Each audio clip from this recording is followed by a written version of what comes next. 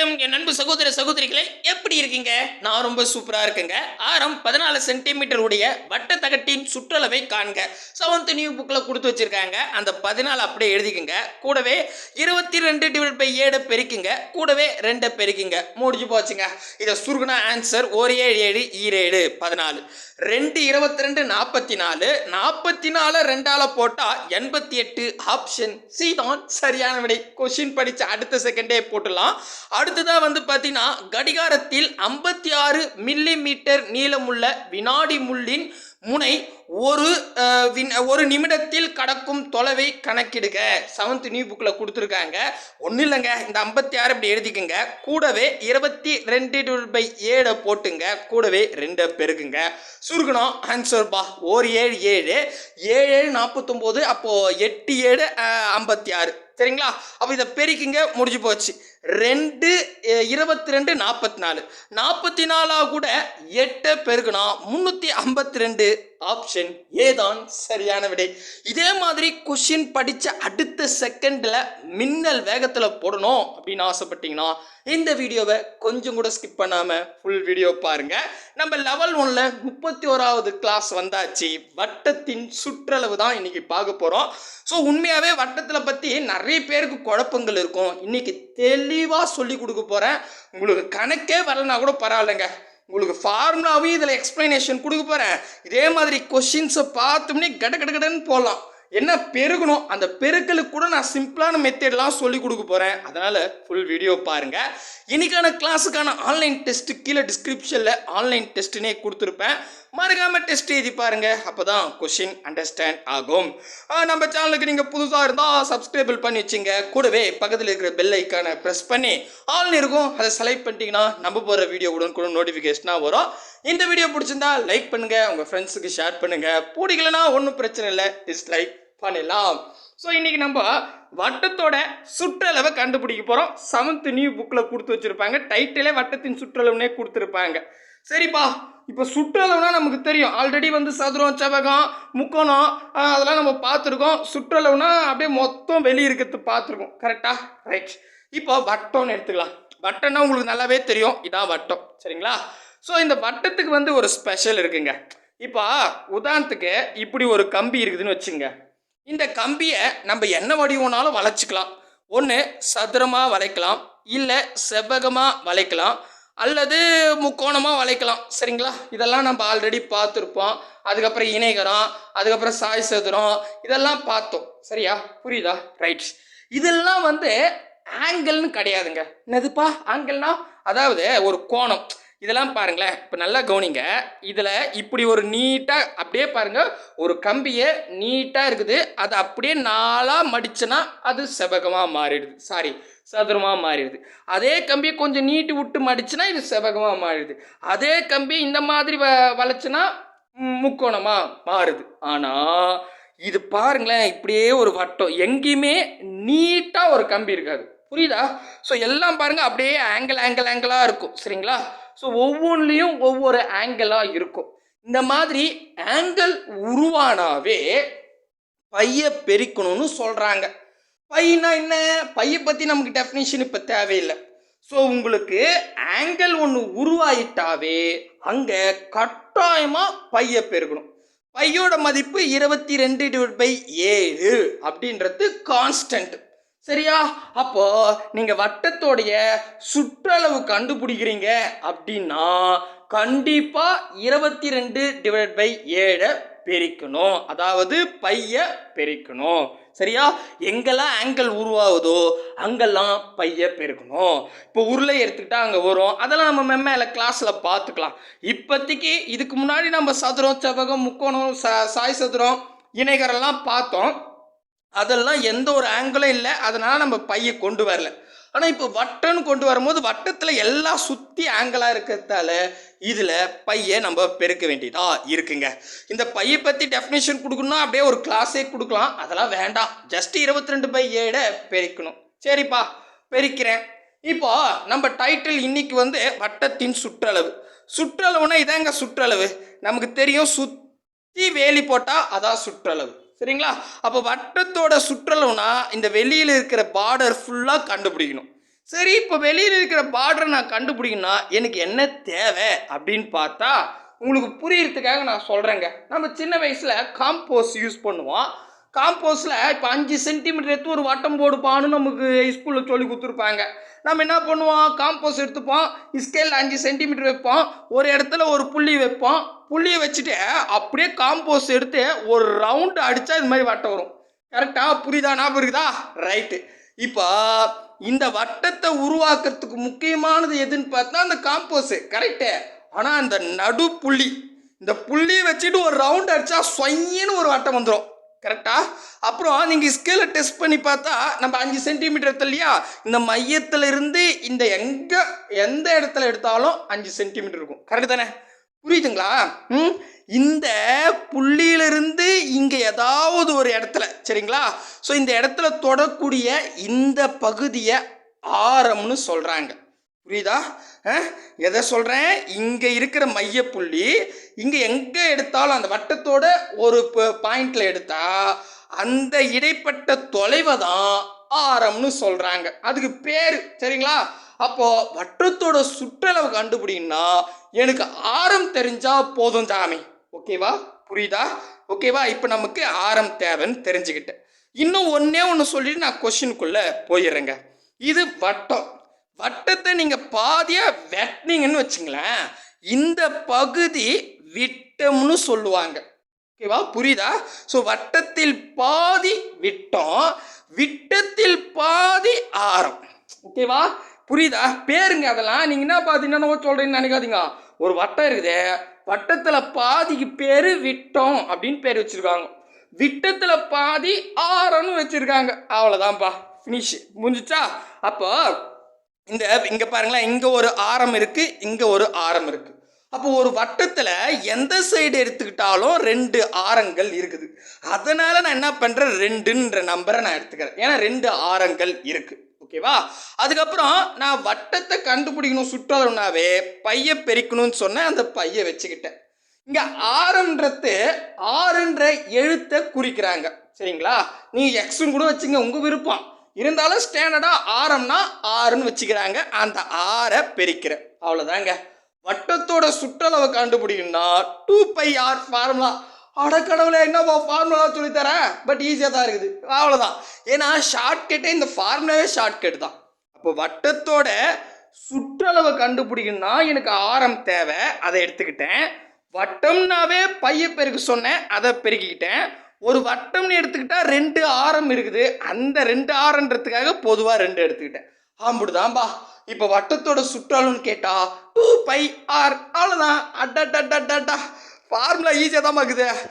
இதுக்கப்புறம் கேட்கட்டும், பார்த்துக்கிறேன். சரிங்களா? சரிப்பா, நம்ம கொஷினுக்குள்ளே போயிடுவோம். ஈஸியாக தான் இருக்கும். முதல்ல இதெல்லாம் அழிச்சு விட்டுறேன், டிஸ்டர்பன்ஸாக இருக்குது. சரிங்களா? ரைட். இப்போ வாங்களேன், ஃபஸ்ட்டு கொஷினாக நான் புக் பேக் கொஷின் எடுத்துக்கிறேன். இங்கே பாருங்கள், இங்கே பாருங்க, ஒரு வட்டத்தின் சுற்றளவை காண உதவும் சூத்திரம், ஃபார்முலா என்னன்னு 7th நியூ புக் பேக்கில் கேட்டிருக்காங்க. வட்டம்னா மைண்டில் தான் வட்டம்பா. இதில் சுற்றளவு கண்டுபிடிக்கணும்னா எனக்கு ஆரம் தேவை, அதனால் 6ஐ வச்சுக்கிறேன். அதுக்கப்புறம் வட்டம்னாவே பையை பெருக்கணும் சொன்னேன், அந்த பையை பெருக்கிட்டேன்.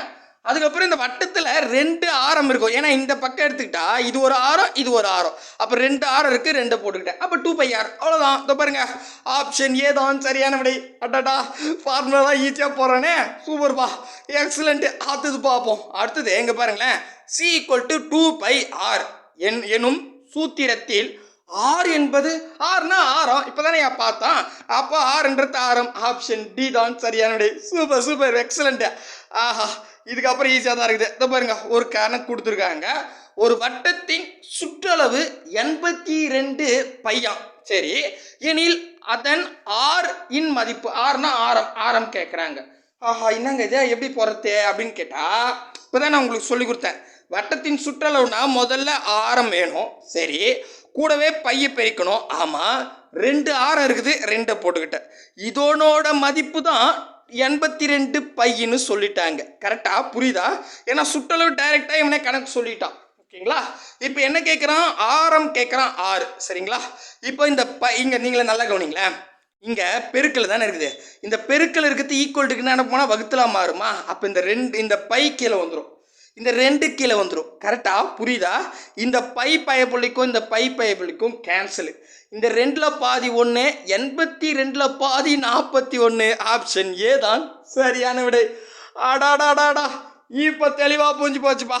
இப்போ தெளிவாயிடுச்சா? ஸோ அவ்வளோதாங்க, வட்டத்தோட சுற்றளவோட கான்செப்டை நான் தெளிவாக சொல்லிட்டேன்னு நினைக்கிறேன். புரியுதா இல்லையான்னு பார்த்து சொல்லுங்கள். இது வரைக்கும் நம்ம ஃபார்முலாலாம் உங்களுக்கு எக்ஸ்ப்ளனேஷன் கொடுத்ததில்ல. பட் இந்த டாபிக் பொறுத்த வரைக்கும் நம்ம ஃபார்முலாவில் போட்டாவே ஈஸியாக தான் இருக்குது. எதுக்கு ஷார்ட் கட்டு? அதனால தான். சரியா? புரியுதா? ரைட். ஃபஸ்ட்டு 3 கேள்வி புக் பேக் முடிச்சாச்சு. அடுத்ததான் 4வது கேள்வி வந்துடுவோம். ஸோ இதில் ஆரம் 14 சென்டிமீட்டர் உடைய வட்ட தகட்டின் சுற்றளவை காண்க. இதில் பாருங்க, பிராக்கெட்லேயே பை = 22/7 அப்படின்னு தெளிவாக சொல்லிட்டாங்க. இப்போ சுற்றளவு கேட்குறாங்க, வட்டத்தோட சுற்றளவு கேட்குறாங்க. நீங்கள் பாருங்க, கண்ணை மூடினோம். வட்டம்னா கண்டிப்பாக பை வேணும். அப்புறம் சுற்றளவுனா எனக்கு ஆரம் மதிப்பு வேணும். அதில் வட்டம்னாவே 2 ஆரம் இருக்குது, அப்போ 2 தேவை. அவ்வளோதான். இப்போ இதை நான் என்ன பண்ணுறேன், ஃபார்முலாலாம் எனக்கு வேண்டாம், ஜஸ்ட்டு ஞாபகப்படுத்திக்கிட்டேன். இப்போ டைரெக்டாக வாங்களேன். இதில் ஆரம் 14 சென்டிமீட்டர் சொல்கிறான், அந்த 14 எழுதிக்கிட்டேன். சரியா? இதாக கூட பையை பெருகணும். பையோட மதிப்பு 22/7 கான்ஸ்டன்ட். இவனே சொல்லிட்டான். கொடுக்கலனா கூட பையோட மதிப்பு 22/7 சொல்லியிருக்காங்க. சொல்லனா கூட நீங்கள் 22/7 பெருக்கிங்க. சரிங்களா? கூடவே இங்கே வந்து பார்த்தா 2 ஆரம் இருக்கும்னு சொன்னேன் இல்லையா? அதனால 2 பெருக்கிட்டேன். அவ்வளோதாங்க. ஸோ இப்போ ஞாபகம் வந்துருச்சா? தெளிவாக புரியுதா? இப்போ இதை சுருகுனா ஆன்சர் 7 7 7 7 14. அப்போது 2 22 எவ்வளோங்க? 22 22 44. 44 2 எவ்வளோங்க? 44 44 88. ஆப்ஷன் சி தான் சரியான விடை. ஆடாடா, உண்மையாக ஈஸியாக தாங்க இருக்குது. இப்போ புரியுதுங்களா? கொஞ்சம் டஃப்லாம் இருக்கும். இதை பாருங்கள், அடுத்த கேள்வி பார்க்கலாம். அடுத்த கேள்வி, கடிகாரத்தில் 56 மில்லிமீட்டர் நீளமுள்ள வினாடி முள்ளின் முனை 1 நிமிடத்தில் கடக்கும் தொலைவை கணக்கிடுக. ஆமாம், இதில் என்ன கேட்டுக்கிறாங்க? ஒன்றும் புரியலையே. இப்போ உங்கள் வீட்டில் ஒரு கடிகாரம் இருக்குது. சரி, இதில் வந்து 3 முள் இருக்கும். நொடி முள், அப்புறம் நிமிஷம் முள், அதுக்கப்புறம் அவர் முள், மணி முள். கரெக்டாக 3 முள் இருக்கும். இவன் என்ன சொல்கிறான், வினாடி முள்ளுனே சொல்லிட்டாங்க. இருக்கத்துலேயே நீட்டாக இருக்கிறது வினாடி முள் தான். அதான் சுற்றினே இருக்கும். ஆமாம் தானே? எஸ். அப்போ இங்கே மையத்தில் தாங்க அந்த 3 முள்ளும் இருக்கும். 3 முள்ளும் மையத்தில் வச்சு அங்கே நம்பரை நோக்கி இருக்கும். கரெக்டாக? இப்போ இதுதான் வினாடி முள்ளுன்னு வச்சுங்க. எக்ஸாம்பிளுக்கு நான் இங்கே இருக்குதுன்னு வச்சுங்க. இப்போ 1 நிமிடம் சொல்கிறாங்க. 1 நிமிஷம்னா இந்த பெரிய முள், அதாவது வினாடி முள் அப்படியே ஒரு ரவுண்டு சுற்றி வந்தால் தான் 1 நிமிஷம். அந்த மாதிரி 60 வாட்டி சுத்தனா அது 1 மணி நேரம். இதை நம்ம கணக்கு பண்ணுவோம். அப்போ ஒரு வினாடி முள் 1 நிமிஷம்னும் போது ஒரு ஃபுல் சுற்றிட்டுப்பா. அப்போ ஃபுல் சுற்றுனா இது வெளியே சுற்றுதா? அப்போ இதுக்கு பேர் என்ன? சுற்றளவு. புரியுதா? இங்கே ஆரம்பித்த முள், இங்கே பாருங்கள், கலர் கூட மாற்றி, இங்கே ஆரம்பித்த முள் இப்படி சுற்றி இப்படி வந்துடும். அப்போது வெளியே சுற்றி வருது. அப்போ இது சுற்றளவு கேட்டிருக்கான். அடடா, மறைமுகமாக கேட்டிருக்கான் போல இருக்கு. ஓகே. அப்போ நமக்கு ஆரம் தெரிஞ்சிடுச்சு. ஆரம் தெரிஞ்சால் போதும். ஏன் எப்படி சார் அதை கடிகாரத்தோட முள் ஆரம்னு சொல்கிறீங்கன்னு கேட்டால், இது வட்டமா, இது கடிகாரம்னு வச்சுங்க. மையத்துலேருந்து ஒரு நீட்டாக ஒரு முள் இருக்கும். நீட்டாக இருக்கிற முள் தான் நொடி முள். அப்போ இங்கிருந்து இங்கே வரும். கரெக்டா? அப்போ மையத்தில் இருந்து இந்த பகுதி வரத்தை நான் பேர் என்ன சொன்னேன்? அதுதான் ஆரம்னு சொன்னேன். அவ்வளோதான். ஆஹாஹா, சரிப்பா புரியுதுப்பா. ஓகே. இப்போ இருங்க, இதெல்லாம் அழிச்சிட்டு கணக்கு போடுவோம். அப்போது இதில் வந்து ஆரம் 56ன்னு சொல்லிட்டேன். 56 தானே? எஸ். இதாக கூட பையை பெருகணும். பையனா 22/7 பெருக்கிக்கு சொல்லிட்டேன். இதாக கூட 2 ஆரம் இருக்கும் ஒரு வட்டனாவே. அப்போ 2 பெருக்கிட்டேன். அவ்வளோதான்ப்பா. இதை சுருகுனா ஆன்சர் 7 மைண்ட்லேயே வச்சுங்க. 7 40 என்னது 49 7 49. எஸ். கூடவே அப்போ ஒரு 7 கூட்டினா 56. அப்போ எத்தனை 8 7. புரியுதுங்களா? 7 49 எல்லாருக்கும் தெரியும். கூட ஒரு 7 கூட்டினா 56 வரும். அப்போ 8 7. சரிங்களா? ஓகே. அடுத்தது இப்போ இது 2த்தையும் பெருக்கிங்க. 22 2வது பெருக்குனா 44. உங்களுக்கு புரியறதுக்காக ஒரு ஸ்டெப் எழுதுறேன். 8 கூட 44 பெருக்கணும். சரிங்களா? இப்போ பாருங்கள், உங்களுக்கு 8 கூட 44 பெருக்க முடியலன்னா ஜஸ்ட் இதை 10 கூட பெருக்கிடுங்க. ஈஸியாக இருக்கும். பெருக்க தெரியாதவங்களுக்கு சொல்கிறேன். எனக்கு தெரியும்னா நீங்கள் பெருக்கிட்டு போயிடுங்க. தெரியாதவங்களுக்கு சொல்கிறேன். அப்போ 8 கூட 44 பெருக்கிறது எனக்கு ரொம்ப சிரமம் சார். நான் இதை 10 கூட பெருக்கிடுங்க. அதாவது 2 நம்பர் கூட்டினா 10 ஆகிடும். 10 எந்த நம்பர் பெருக்கினாலும் ஒரு 0 போட்டுக்க வேண்டியதுதான். கரெக்டா? ரைட். அதுக்கு அடுத்தது இப்போ 2 குறைக்கணும். அப்போ 44 44 88 ஆகிடுமா? ஒரு நம்பர்னா 44ங்க. அப்போ 2 நம்பர்னா 88. 44 44 அதை அப்படியே கழிச்சிட்டு ஆன்சருங்க.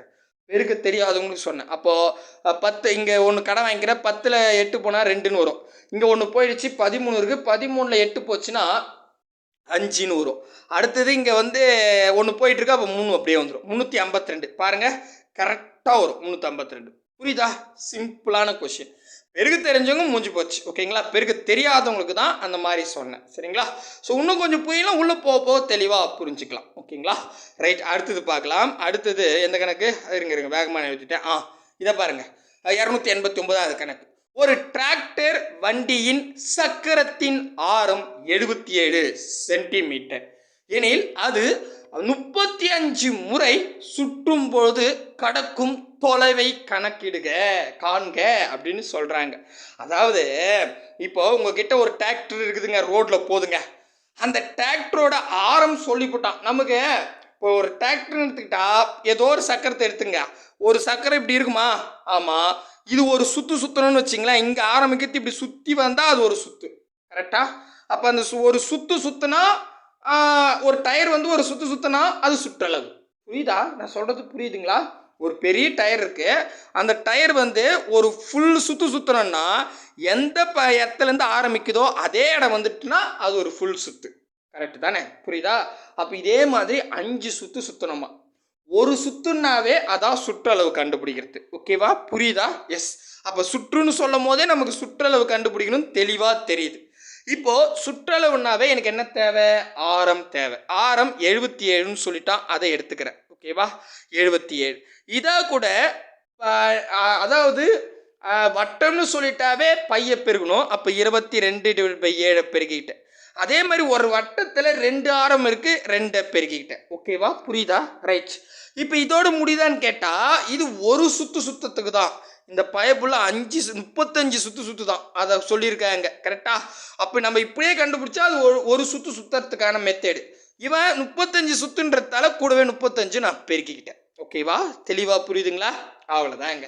இப்போ இதை சுருகுன ஆன்சர் என்னத்தை சுருக்கிறது? 1 7 7 11 7 77. ரைட்டு. அடுத்தது இங்கே பாருங்க, ரொம்ப ஈஸி தான். இந்த 22 கூட 2 பெருங்க 44ன்னு வரும். 44 கூட 11 பெருக்குங்க. 44 கூட 11 பெருக்குன்னா 400 இருங்க இங்கே போடுறேன். 44 கூட 11 பெருகணும். உங்களுக்கு 44 கூட 11 ரொம்ப ஈஸி. ஒன்று அப்படி போகிறேன் பாருங்க. 44 கூட 11 பெருகணும்னா எந்த எண் 11ஆல் பெருக்கிறீங்களோ அந்த எண்ணை அப்படியே எழுதிக்குங்க. ஒரு ஸ்தானம் விட்டு அப்படியே மறுபடியும் அதே எண்ணை எழுதுங்க. எழுதி கூட்டினா இவ்வளோதாங்க. 11ஆல் பெருக்கிறதுக்கான ஷார்ட்கட் சொல்கிறேன். எந்த எண் பெருக்கிறீங்களோ அதை அப்படியே எழுதிக்குங்க. அந்த எண்ணை ஒரு ஸ்தானம் விட்டு இங்கே கீழே எழுதிங்க. ஓகேவா? இப்போ கூட்டுங்க. 4 8 4 488. அவ்வளோதான். சாரி, 484. ஓகேவா? புரியுதா? ரைட். இது ஒரு சுத்த. இவன் 35 சுத்தணுன்றான். 35 பெருக்குங்க. ஸோ பெருகிற ஒர்க்கு தாங்க, வேற ஒன்றும் இல்லை. நீங்கள் நீட்டாக பெருகணும். உங்களுக்கு குழப்பமாக இருக்குமே நான் பிரித்து சொல்கிறேன். சரியா? இப்போ 35 பெருக்கிறது சிரமம் சார். ரொம்ப ஈஸி. ஃபஸ்ட்டு என்ன பண்ணுங்க, இதை நான் 10 10 போட போகிறேன் உங்களுக்கு புரியறதுக்காக. இப்போ 35 நான் 10 10 10 3 வாட்டி போட்டால் 30ன்னு வரும். ஒரு 5 போட்டால் 35ன்னு வரும். அதை எப்படி போடலாம்? 484 ஒரு 0 சேர்த்தாவே அது 10ஆல் பெருக்குன்னு அர்த்தம். கூட இப்போ இது ஒரு 10. ரெண்டாவது 10க்கு நான் 4840 போடுகிறேன். மூணாவது 10க்கு 4840ன்னு போடுகிறேன். இதெல்லாம் மைண்ட்லேயே கூட்டணும். நீங்கள் நோட்டில் போகிறத நீங்கள் பெருகியே போட்டுங்க. சரிங்களா? இப்போ 5ஆல் இப்போ இதெல்லாம் 10 5ஆல் பெருக்குன்னா இதில் பாதி 5ஆலங்க. அப்போ 2 4 2 0 அவ்வளோதான். இதை கூட்டுங்க, முடிஞ்சு போச்சு. புரியுதா? நான் இந்த கடைசி நம்பர் எழுதுந்து இதெல்லாம் 10ஆல் பெருகிட்டேன். ஓகேவா? 10ஆல் பெருகுனா ஒரு 0 சேர்த்துட்டேன் மைண்ட்லேயே. இதை 5ஆல், ஏன்னா 35ஆல் பெருகணும். 3 முறை போட்டால் 30 ஆகிடும். 5ஆல் பெருகணுன்னும் போது நான் என்ன பண்ணிட்டேன், இந்த நம்பரை பாதியாக எழுதிக்கிட்டேன். அந்த 4840 பாதியாக எழுதிக்கிட்டேன். ஓகேவா? இதை கூட்டுங்க, ஆன்சருங்க 0. அதுக்கப்புறம் அப்படியே கூட்டி பார்த்துங்க என்ன ஆன்சர் வரும் அப்படின்னு கேட்டால் இருக்கு பாருங்கள், இந்த ஆன்சர் தான் வரும். 16,000 940 பெருசாக இருக்கும். ஆனால் நான் சொன்ன மெத்தேடு போட்டால் ஈஸியாக இருக்கும். உங்களுக்கு குழப்பமாக இருந்தால் சொல்லுங்கள். இந்த பெருக்கலை மட்டும் நம்ம தனியாக ஒரு வீடியோவில் தான் சொல்லணும், சரிங்களா? மற்றபடி கான்செப்ட் ரீதியாக ரொம்ப ஈஸி தான். இருங்க, இதெல்லாம் அழிச்சிட்டு நம்ம அடுத்த கணக்குக்கு போயிடுவோம். இங்கே இந்த இருக்குதா? ஓகேங்களா? ஸோ இப்போது சொல்கிறேன், ஸ்டெப்பு ஒரே ஸ்டெப்பு தான், அந்த பெருக்கிற நேரம் தான் இன்க்ரீஸ் ஆகுது. ஓகேங்களா? அடுத்தது இங்கே பாருங்கள், ஒரு விளையாட்டு திடல் 350 விட்டத்துடன் கூடிய வட்ட வடிவில் உள்ளது. ஒரு ஒப்பந்த வீரர் தப்பா படிச்சிட்டேன் இல்லையா?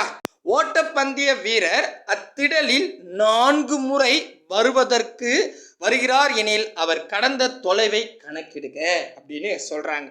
ஒரு கிரவுண்ட் இருக்குதுங்க, அதில் ஓட்டப்பந்த வீரர் இருக்காரு. அவர் பார்த்தீங்கன்னா அந்த விளையாட்டு திறலோட அளவு கொடுத்துருக்காங்க.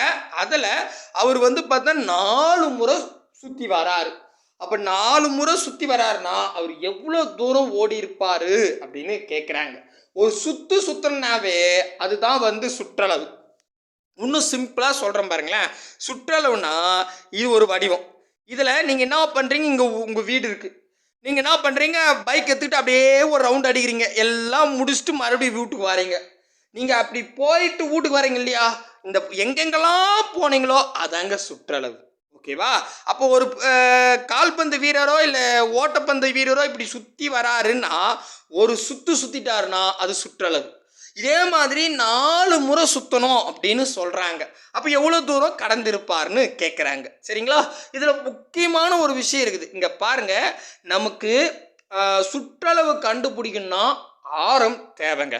கரெக்டு தானே? நம்ம முதலேருந்தே ஆரம் தான் தேவைன்னா. ஆனால் இந்த இடத்துல விட்டம்னு கொடுத்துட்டாங்க. விட்டம்னா என்னவா இருக்கும்? நான் அதை தெளிவாக சொல்லிட்டேன். ஒரு வட்டம், அந்த வட்டத்தோட பாதி விட்டம், விட்டத்தில் பாதி தான் ஆரம். அப்போ இவன் விட்டத்தை கொடுத்துட்டான், என்னென்ன 350ன்னு. சூப்பரு. இப்போ பாருங்க, இதில் என்ன பண்ணோம், விட்டத்தில் பாதி தான் ஆரம். அப்போ அதை பாதியாக மாற்றிக்கணும். உங்களுக்கு புரியுதுக்கா? அப்படியே ஸ்டெப் எழுதுறேன் பாருங்க. முதல்ல 350ன்னு 350 தானே? எஸ், 350ன்னு கொடுத்துட்டான். இது விட்டம், இதை பாதியாக மாற்றினா அதான் ஆரம், சரிங்களா? அப்போ இங்கே மாற்றிருக்க, குழப்பம் இல்லாமல் இருக்கும், சரிங்களா? அப்போது 350ல் பாதி எவ்வளோ அப்படின்னு பார்த்தா 175. ஓகேங்களா? அந்த 175 எழுதிக்கிறேன். இதான் ஆரம், சரிங்களா? 175. இதாக கூட நம்ம என்ன பண்ணோம், 22/7, அதாவது பையை பிரிக்கணும். இதாக கூட 2 பிரிக்கணும், ஏன்னா 2 ஆரங்கள் சேர்ந்தது தான். கரெக்டா? கூடவே இப்போ 4 சுற்றணுன்றாங்க, அந்த 4ஐயும் பெருக்கிக்கிட்டேன். அவ்வளோதாங்க, முடிஞ்சு போச்சு. இப்போ இதை சுருகுனா ஆன்சர் சுருக்கலாமா? இப்போ பாருங்கள், 1 7 7, 7 14. ஸோ 14 போடுச்சு. 17ல் 14 போச்சுன்னா 3 இருக்கும், பக்கத்தில் போடுங்க. 7 35. ஓகேவா? புரியுதா? ஓகே. அடுத்தது வேறு ஏதாவது அடிக்க முடியும்னா அடிக்க முடியாது. இப்போ மொத்தத்தையும் பெருக்கணும். அடேங்கப்பா, கஷ்டமாக இருக்குமே அப்படின்னு கேட்கலாம். ரொம்ப ஈஸி. இங்கே பாருங்கள், 25 கூட 4 பெருக்கிறேன். 25 25 50 50 50 100. அப்போது இது 100ன்னு ஆயிடுச்சு. அடுத்தது இந்த 22 கூட 2 பெருக்கிறேன், 44ன்னு வரும். 44 கூட 100 பெருக்குனா 4400. முடிஞ்சிடுச்சு. எங்கப்பா 4400? பாருங்க, ஆப்ஷன் டி. ரொம்ப ஈஸி. இப்போ போன கணக்கு கூட இந்த கணக்கு ரொம்ப ஈஸியாக இருக்குது பாருங்க. புரியுதா? ரொம்ப ஈஸியான கணக்கு. ஆனால் என்ன உங்களுக்கு புரிஞ்சுக்கணும் அப்படின்னு கேட்டால், இந்த இடத்துல விட்டம்னு சொன்னால் விட்டத்தில் கணக்கு போட முடியாது, எனக்கு தேவை ஆரம் தான். அப்போ விட்டத்தில் பாதி தான் ஆரம். அப்போ என்ன நம்பர் கொடுத்துருக்கானோ அதை பாதியா மாத்துறீங்க, சரியா? ஓகே, அடுத்த கணக்கு போகலாம். அடுத்தது இங்க பாருங்க, ஒரு வட்ட கிணற்றின் விட்டம் 4.2 மீட்டர் எனில் அதன் சுற்றளவை காண்க அப்படின்னு சொல்லியிருக்காங்க. அப்போ நம்ம ஒரு கிணறு இருக்குது, அந்த கிணறோட விட்டம் கொடுத்துருக்காங்க. மைண்டில் நல்லா ஞாபகம் வச்சுக்க, அப்படியே போட்டால் தப்பாயிடும். நமக்கு தேவை சுற்றளவுன்னாவே ஆரம் தேவை, விட்டம் கொடுத்துட்டான். அப்போ விட்டத்தில் பாதி தான் ஆரம். அப்போ 4.2ன்னு சொல்லியிருக்கான். 4.2ல் பாதி எவ்வளோ? 2.1. கரெக்டா? புரியுதா? ரைட். ஏன்னா அப்படியே 4ல் பாதி 2 இருக்குது, 2ல் பாதி 1, சரியா? அப்போ 2.1. இது ஆரம்னு கண்டுபிடிச்சிட்டேன். ஆரத்தா கூட 22/7 பெருக்கணும், ஏன்னா பை. அதா கூட என்ன பெருக்கணும்? 2 பெருக்கணும். அவ்வளோதான், இங்கே முடிஞ்சு போச்சு. இதை சுருகுனா ஆன்சர். ஓகே, தெளிவாயிடுச்சா? ரைட். இப்போ இங்கே ஒரு புள்ளி இருக்குத்தான் நமக்கு டிஸ்டர்பன்ஸாக இருக்கும். இப்போ இந்த மாதிரி வந்துருச்சுன்னா இதை நீங்கள் மைண்டில் 21ன்னு வச்சுங்க. ஏன்னா புள்ளிக்கு அப்புறம் ஒரு ஸ்தானம் இருக்குது. இப்போ நான் கணக்கு போட்டு முடிச்சிட்ட உடனே ஒரு ஸ்தானம் தள்ளி புள்ளி வச்சுங்க. ஓகேவா? அப்போ நான் இதை 21ன்னு வச்சுக்கிட்டேன். 1 7 7 3 7 21. சரிங்களா? அதுக்கடுத்தது இங்கே பாருங்கள் 2 22 44 44 3 132. கரெக்டாக பாருங்கள். 44 44 88 88 ஒரு 44 332. அவ்வளோதான். இப்போ ஒரு ஸ்தானம் தள்ளி புள்ளி வைக்கணும், அதை வச்சுங்க. அப்போ 13.2 ஆப்ஷன் டி தான் சரியான விடை. அடாடா, உண்மையாகவே ஈஸியாக இருக்குதுப்பா. இது தெரியாமல் கணக்கெல்லாம் கஷ்டம்னு சொல்லி போட்டுனே. சரி, ஓகே, அடுத்த கணக்கு வருவோம். இது என்னப்பா இதுவும் இருக்குதே, இதை அழிச்சு விட்டுறேன். ஓகே, அழிச்சாச்சு. அடுத்தது, ஒரு மாட்டு வண்டியின் சக்கரத்தின் விட்டம் 1.4 மீட்டர். அது 150 முறை சுழலும் போது கடக்கும் தொலைவை காண்க. அப்போ இதில் வந்து விட்டம்னு சொல்லிட்டான். விட்டத்தில் பாதி ஆரம், அதை எடுத்துக்கணும். அது 150 சுத்து தான். அப்போ 150 கூடவே பெருக்க வேண்டியதுதான். அவ்வளோதான் வேலை. இப்போ 1.4 பாதி எவ்வளோ? 1.4 பாதி எவ்வளோ தெரியாதே. அப்போ 14 பாதி எவ்வளோ? 7. அப்போ இது எப்படி எழுதலாம்? 0.7ன்னு எழுதலாம். புரியுதா பாருங்க? 1.4 பாதி தெரியாது. அப்போ நான் அதை 14ன்னு எடுத்துக்கிட்டேன். ஒரு ஸ்தானம் தள்ளி புள்ளி வச்சுருக்காங்க. நான் ஆன்சர் போட்டு ஒரு ஸ்தானம் தள்ளி புள்ளி வச்சுக்கிறேன். சரியா? அப்போ 14 பாதி 7. அப்போ ஒரு ஸ்தானம் தள்ளி புள்ளி வைக்கணும். அப்போ 0.7. ஓகேவா? இது ஆரம். இதாக கூட நம்ம பைய பெருக்கணும். பையோட வேல்யூ 22/7. சரியா? இதாக கூட 2 பெருக்கணும். ஏன்னா 2 ஆரம் இருக்கும். இதாக கூட 150 சுத்து தான், அதையும் பெருக்கணும். ஆடேங்கப்பா, முடிஞ்சிருச்சுங்க. இப்போ இந்த 7க்கும் இந்த 7க்கும் கேன்சல். இந்த இடத்துல புள்ளி இருக்குது, மைண்டில் நல்லா ஞாபகம் வச்சுங்க. 0.7 அடிக்க கஷ்டம். அதனால் நான் என்ன பண்ணுறேன், இதை 7ன்னு மாற்றிக்கிட்டு ஒரு ஸ்தானம் தள்ளி இருக்குது. அப்போது ஆன்சர் நான் போடும் போது ஒரு ஸ்தானம் தள்ளி புள்ளி வச்சுக்கணும். சரியா? அப்போ இந்த 7க்கும் இந்த 7க்கும் கேன்சல் ஆகிடுது. இதுக்கப்புறம் இங்கே 22 கூட 2 பெருக்கணும், 44. சரிங்களா? 44 கூட 150 பெருகணும். இந்த 0 முதல்ல பெருகிறேன். அப்போ 440ன்னு வரும். இதாக கூட 15 பெருகணும். புரியுதா பாருங்க? ஏன்னா நான் இந்த 0 எடுத்து இங்கே போட்டுக்கிட்டேன். சரிங்களா? நீங்கள் 150 கூட வச்சு போடுங்க. இப்போ 15 கூட 440 பெருகணும். கஷ்டம். அதுக்கு ஈஸியான சொல்யூஷனு நல்லா கவனிங்க. இந்த எந்த எண்ணெய் 15ஆல் பெருக்கிறீங்களோ அந்த எண்ணெய் கூட ஒரு 0 சேர்த்துங்க. அதாவது இங்கே பாருங்க, 440 ஒரு 0 சேர்த்துங்க. ஓகேவா? 15 கூட எந்த நம்பரை பெருக்கிறீங்களோ அந்த எண்ணெய் கூட ஒரு 0 சேர்த்துங்க. சேர்த்துக்கிட்டு அந்த எண்ணெய் பாதியாக மாற்றிருங்க. 4400 பாதி 2200. சரிங்களா? இது அப்படியே கூட்டுங்க, அதான் ஆன்சர். புரியுதா?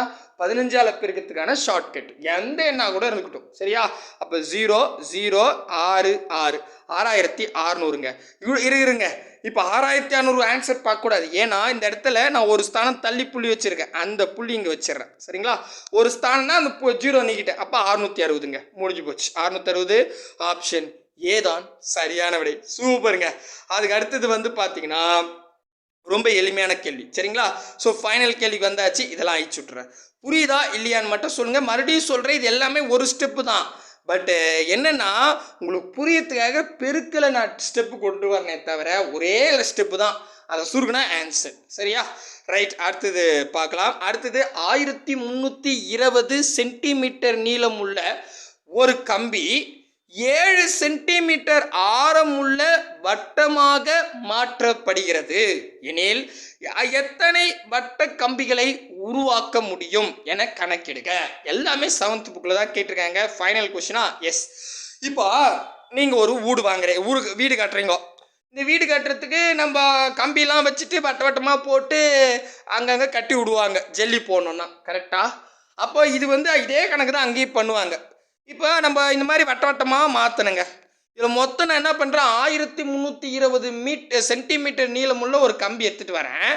இந்த கம்பியை வந்து 7 சென்டிமீட்டர் ஆரமுள்ள ஒரு வட்ட வடிவத்தில் நம்ம கட் பண்ணி வட்டமாக்கி உருவாகணும். அப்படின்னா எத்தனை வட்டம் கிடைக்கும் அப்படின்னு கேட்குறாங்க. இது எப்படி சார் போடலான்னா, எத்தனை வட்டம் தானே கேட்டிருக்காங்க. முதல்ல நான் என்ன பண்ணுறேன், 7 சென்டிமீட்டர் ஆரம்னு சொல்லிட்டேன். ஆரத்தா கூட, அதாவது 7 கூட அந்த ஆரத்தா கூட பைய பெருக்கணும். 22 / 7 பெருக்கிக்கிட்டேன்.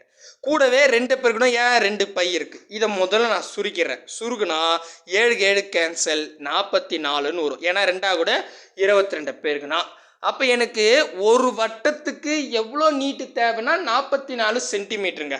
புரியுதா? இப்போ நான் போட்டது ஒரு வட்டத்துக்கு 44 சென்டிமீட்டர் நீளம் தேவைப்படுது. ஓகேவா? இப்போ நம்மக்கிட்ட மொத்தம் 1320 இருக்குது. அப்போ அந்த 1320ல் எத்தனை 44 இருக்குது? அவ்வளோதாங்க. அப்போ என்ன பண்ணலாம்? 1320 கரெக்டாக இருங்க, செக் பண்ணுறேன்.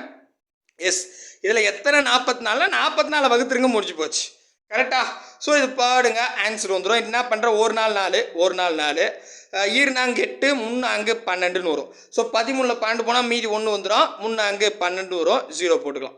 அடுத்தது 11 11 11 33 30 கம்பிங்க. சரிங்களா? அப்போ 30 வளையங்கள். ஆப்ஷன் பி தான் சரியான விடை. சரிங்களா? ஸோ உண்மையாகவே சிம்பிளான கொஷின்ஸ் தான். கட்டாயமாக ஏன்னா நான் 10 செம்ம ½ அன் ஹவரில் முடிச்சிட்டேன். நீங்கள் கொடுக்கக்கூடிய கமாண்டை வச்சு தான் இந்த மாதிரி ஃபார்முலா வச்சே போடலாமா, இல்லை நமக்கு ஃபார்முலாலாம் செட் ஆகாது, ஃபார்முலாலாம் எக்ஸ்ப்ளனேஷன் வேண்டாம், ஜஸ்ட்டு ஆரம் எடுத்துங்க, 22/7 பெருங்க, கூடவே 2 பெருங்க, முடிஞ்சு போச்சுன்னு சொல்லிட்டு போயிட்டா அப்படின்றத நீங்கள் தான் கமெண்ட் பண்ணணும். ஸோ இன்னொரு நல்ல வீடியோவில் சந்திக்கிறேன். பாய் பிரதர் அண்ட் சிஸ்டர்.